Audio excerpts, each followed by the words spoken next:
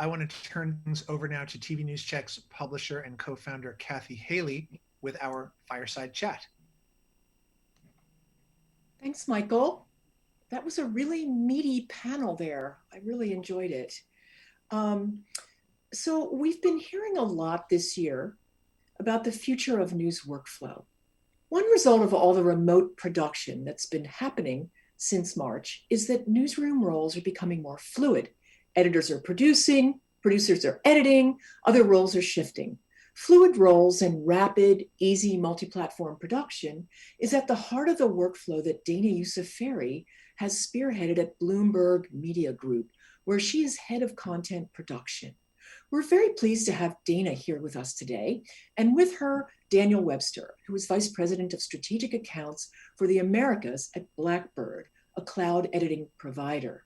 For the next 15 minutes, we're going to be talking about what Dana's been up to and about cloud editing, how that technology has evolved, and its potential to power the new, more flexible workflows that are emerging from this very unusual year. Dana has a 15-year track record in cross-platform media evolution and production. In her latest role at Bloomberg Media, she heads a new department, the company formed by combining graphic designers, video editors, and content producers. This team produces high-quality content for live broadcast, digital, and social platforms. Dana's team allows Bloomberg to maximize content and drive audiences to stories on their platform of choice. From the newsroom to post-production, the content production department is able to increase the content lifecycle across all properties in the collaborative production operation. Daniel Webster's career spans traditional and direct-to-consumer media.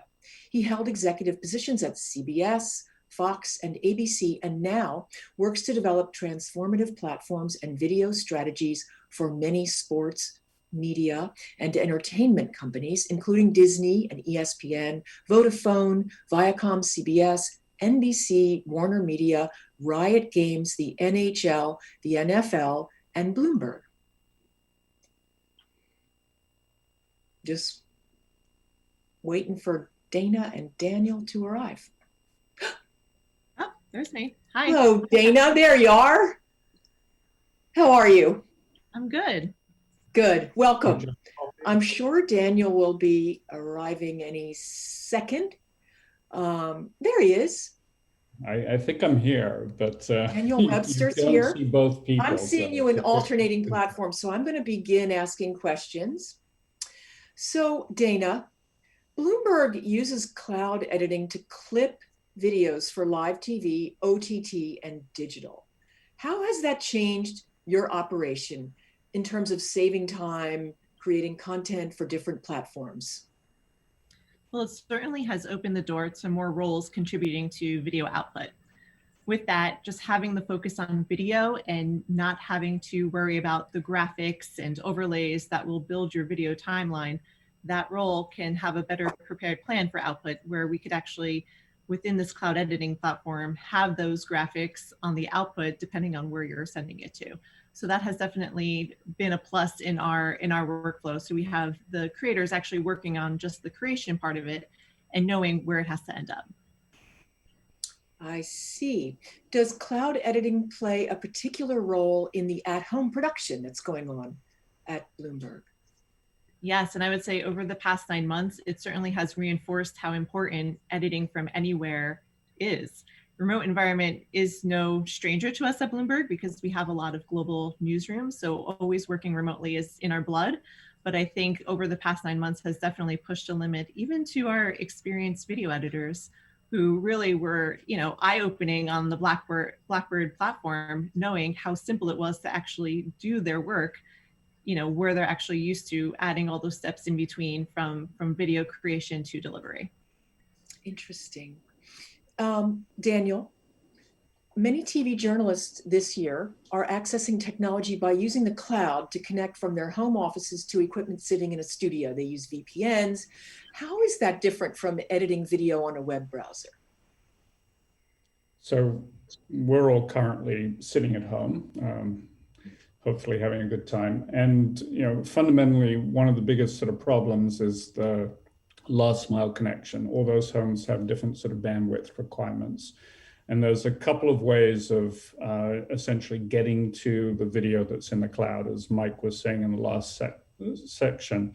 Essentially, you want to try and put as much into the cloud to make it highly sort of flexible and responsive and also sort of simple to use, but you've then got to access it in the cloud. So you can do that a couple of different ways. You can basically log in to a virtual server sitting in the cloud, and you'll need a fair amount of bandwidth in order to be doing that. And in the editing sort of world, you're essentially accessing a NAS storage area and your editors and everything via that sort of remote pipeline.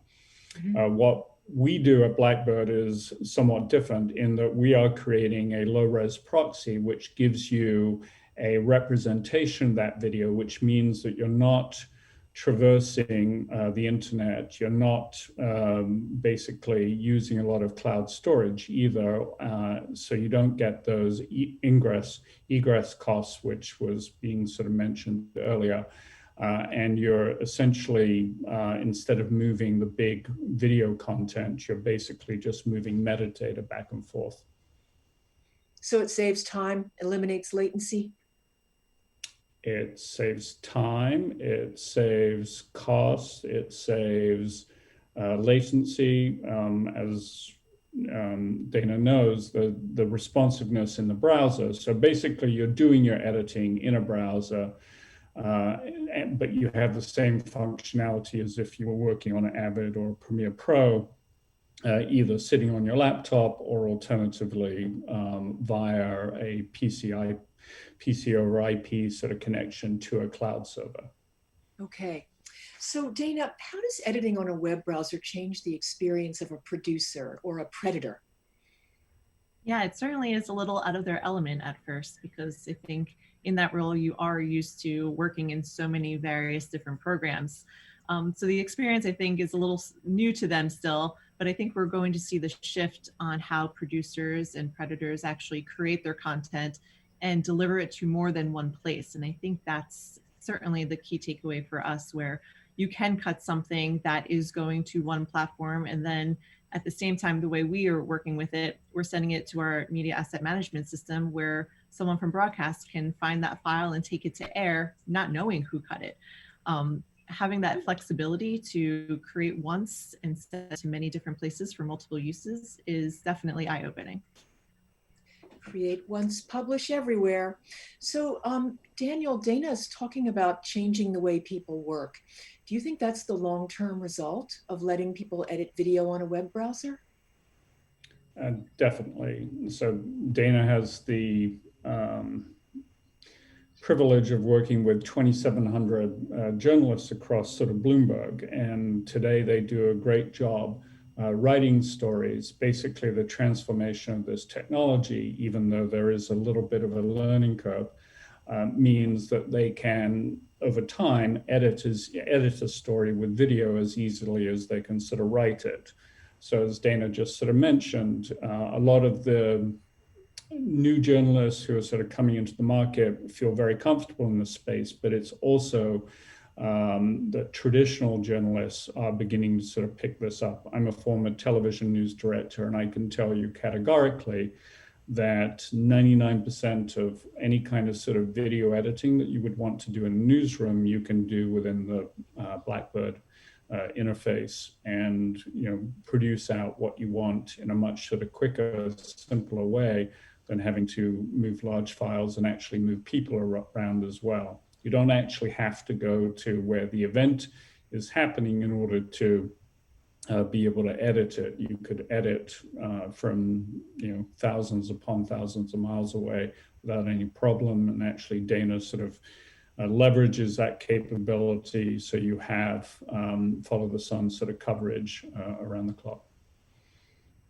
So it's really a democratization of video, isn't it?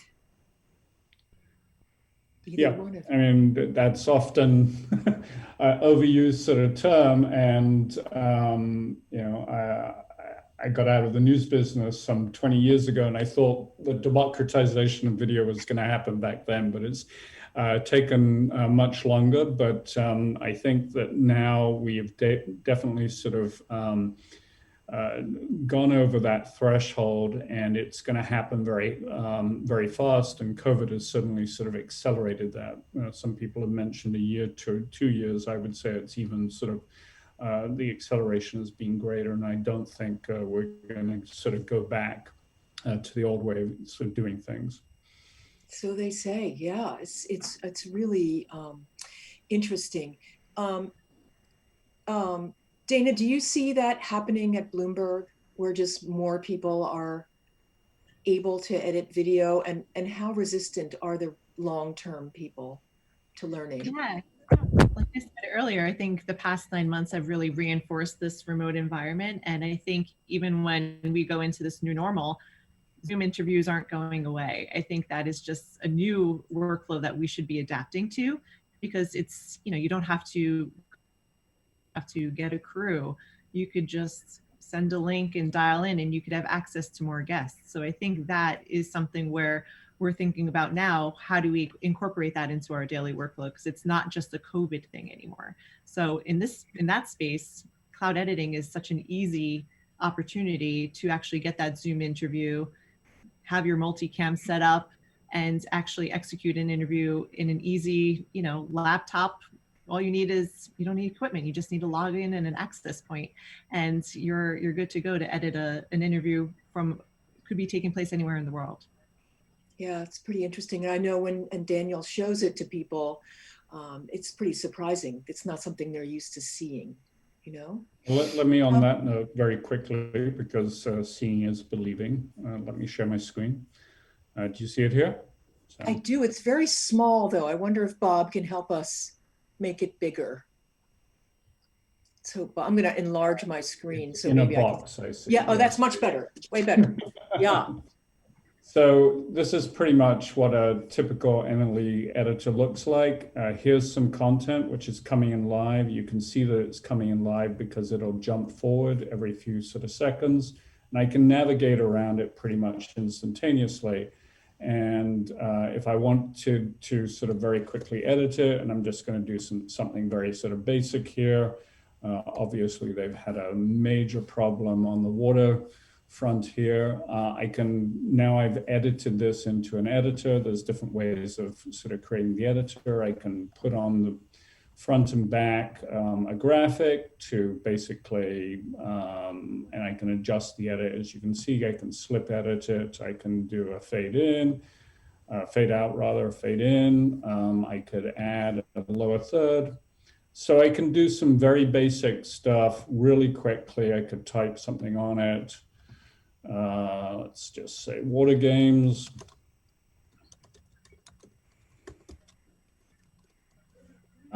And you could sort of then decide to go and obviously it doesn't like the way I've spelt something, so it's correcting me, but I can adjust it on the fly. I can adjust the font size. I can change the font to be something slightly different. And I can publish that out to Facebook pretty much instantaneously. Come watch and do something like that. I can also share it with my colleagues. So if they wanted to review it, it's available pretty much instantaneously. So they can tell me that I needed to adjust this. I need to have the lower third go over longer or something.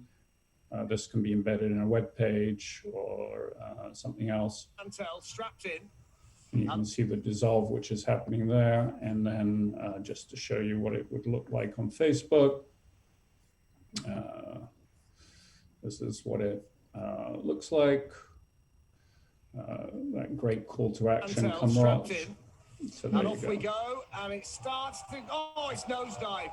Oh my God, that's dramatic. Okay, you get the idea. And you can do pan, tilts, pretty much the vast majority of what you can do in a standard nonlinear editor, with the big exception that you're actually doing this in a web browser. And in this instance, I'm actually doing it to the audience over a Zoom connection. So you can see that even though that's the case, it's extremely responsive, and I'm able to navigate around the content really quickly. It makes you think that maybe editing on proxy copies is kind of where, is it all going that way? Do you think, Dana? I mean, is that just where it's going? I personally think it is. I mean, even on our nonlinear editing, when we're editing big features, it's definitely in a remote environment, definitely key. Yeah, it just seems like it seems simple enough for me to do it. Old online publisher. So just final thoughts. We're out of time. We started a little late, so we'll take a little extra time. Dana, do you have any thoughts about 2021 and where you might want to take this? Any place different? It's okay if you don't. My goal is definitely to expand this to more roles, not just video editors. Really expanding into the newsroom to show them, for Blackbird especially, it could be a basic edit, or definitely adding graphics and creating more templates. Because I think, at the end, anyone can clip a video, and just a little bit more planning and structure of how we build the specific templates within Blackbird, that you can make that simple clip look like a way different piece of video on the output, just from what we're preparing on the front end of it. So I definitely plan on expanding this to a lot more roles. Cool. Daniel, any final thoughts about 2021, where you see this all going? Other than being extremely excited, we're seeing a big uptick in business. And as I said earlier, I think COVID's sort of forcing change. And as far as I'm concerned, it's good change. And the innovation that's coming out of the technical companies and the ability to provide good journalism to more people everywhere is all a good thing.